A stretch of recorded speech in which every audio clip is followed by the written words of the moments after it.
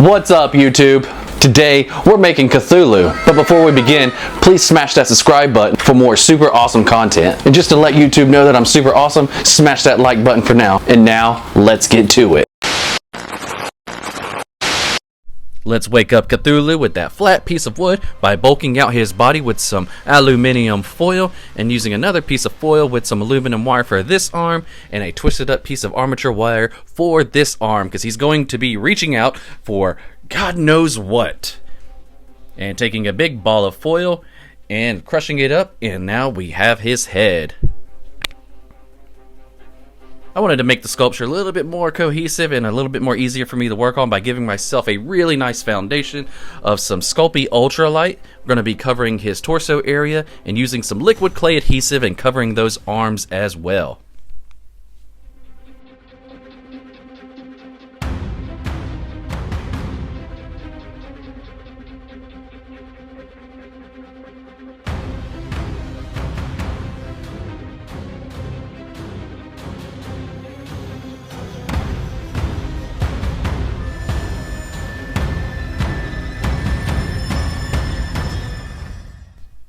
Now let's send Cthulhu off to the oven to get baked. Now once baked and completely cooled down, we're going to go ahead and cover his torso with some Super Sculpey Original. And using a long flattened piece of clay, we're going ahead and bulk out his chest area right here.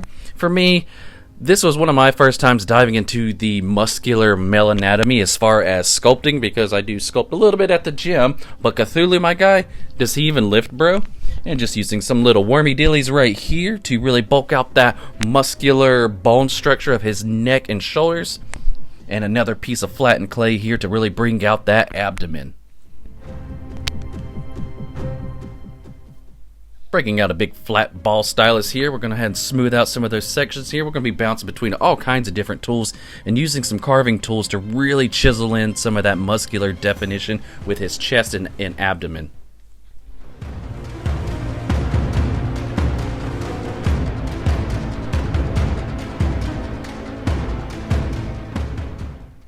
Use any tools you wish, but I'm using a couple different styles of clay rubber shapers to really chisel in and carve out some of that muscular structure. Again, this is going to be kind of like diving into the Attack on Titan vibes, where you can really see the full anatomy of the muscles. So you really want to go in the directions that the muscles are going to be working in.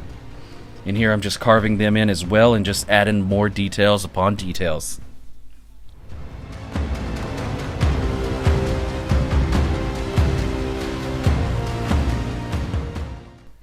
Now I went ahead and pre-baked the chest area, so I locked in all those details so I didn't screw it up like I more than likely would have.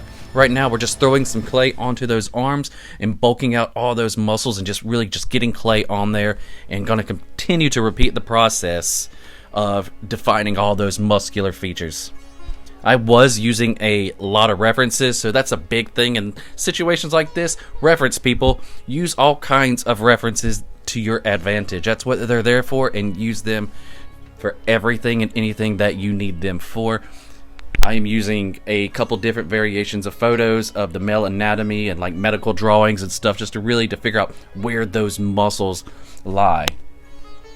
Now while we do all that, if you really don't know much about Cthulhu, well, Cthulhu, he is a fictional character created by H.P. Lovecraft back in February of 1928.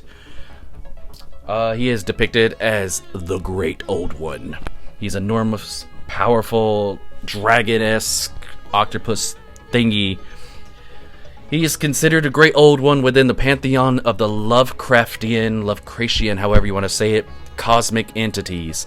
The creature has been since featured in a bunch of popular culture references, depicted as like I just said, a giant octopus dragon thingy, worshipped by all kinds of cultists around that particular universe. Some more interesting things about Cthulhu. He's neither good nor evil. He doesn't hate people, but he also really don't care about them. It's almost like the ratio of us to ants. They're just kind of live in the same realm. But let's get back to the sculpture And for his face, like I love doing with a lot of faces, I am using Sculpey Living Doll, and I'm using these really cool cabochon eyes. You can buy them off Amazon for like just a few bucks, and you get like 50 pairs or 100 pairs. It's a bunch, and you got like a wide variety, and I absolutely love working with them. The biggest thing here again is just slapping the clay on there where I need it to build up those facial features, and just taking these long worm-eaterly snakes of clay and just bulking out his eyebrows.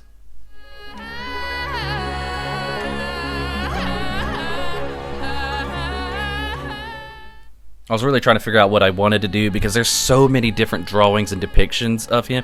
So I just kind of like, you know what, screw it. I'm just going to kind of make up my own thing as I go. And there was one picture on Google that I seen where he had the octopus-esque little flappy dillies hanging off from the side of his face. And I'm like, yes, I want those. See? Now you can play with them. And the gray is, we are using cosclay because cosclay is still bendable and flexible even after baking. So I'm definitely doing that for all the fragile bits on here. And just rolling out some tapered snakes of clay and just kind of shaping them into little shapy shapes for his tentacles. And just kind of smashing them into his face. There's really no rhyme or reason or any particular method going on here. Just snakes of clay, wiggled them up a little bit and just smashing them, and using your ball stylus to kind of blend those areas in and just tap in a little bit of details. It's super easy and the results are rather nice. Now, a buddy of mine, Abdul from Mind of AK, gave me a huge recommendation for the spikes on his forehead. A link to his channel will be in the description box down below. I like to call him the Iron Chef of Clay because my homeboy always be cooking, and he gave me this awesome idea, and I think it just made Cthulhu more badass than what he really is. Now, I'm using some aluminum wire here and shaped out the shape of his wings, and we drilled a hole and shoved them in the back and rolled out some snakes of clay, slit a slit down the middle about halfway through, and just slid it right onto the wire. And just using a texture tool I had made ages ago and just kind of detailing those wings up a little bit.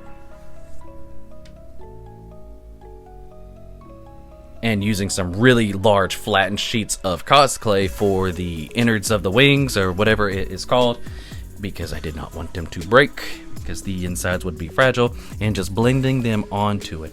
Cosclay, if you are wondering, it does blend next to perfect with Sculpey as well, so there's nothing to fear. Cosclay is here, and using a piece of aluminium foil to kind of just poke in some details. And I took a whole bunch of little wormy dealies and just kind of swirled them up a little bit, almost like tentacles coming out of the ocean, and just kind of sporadically gluing them around. I thought this was a neat little effect. It was a borderline last minute decision, and I made this hand off camera because I hate hands and I was very impatient, and it's made out of cosclay, and I just kind of shoved it on there. And here we are, we're blending it, and homeboy's looking good. Little close-up of all those little details we just did, and sent him off to the oven. Now, once baked and completely cooled down, let's paint homeboy up. I made this green out of a couple different, like some browns, greens, whites, yellow a little bit. This really gnarly looking green. There's like a bunch of different depictions of green, but I try to make this one a little bit more unique of my own. So here we are, just throwing down, covering the whole thing with this green. We're taking a really dark wash, almost black, and just letting those watered down blacks just sink into those crevices and dabbing it away with the paper towel, because I really wanted all that definition we worked so hard for to really shine through, just creating that chiseled muscular anatomy. And just do that anywhere and everywhere you see fit. And I kind of did it everywhere.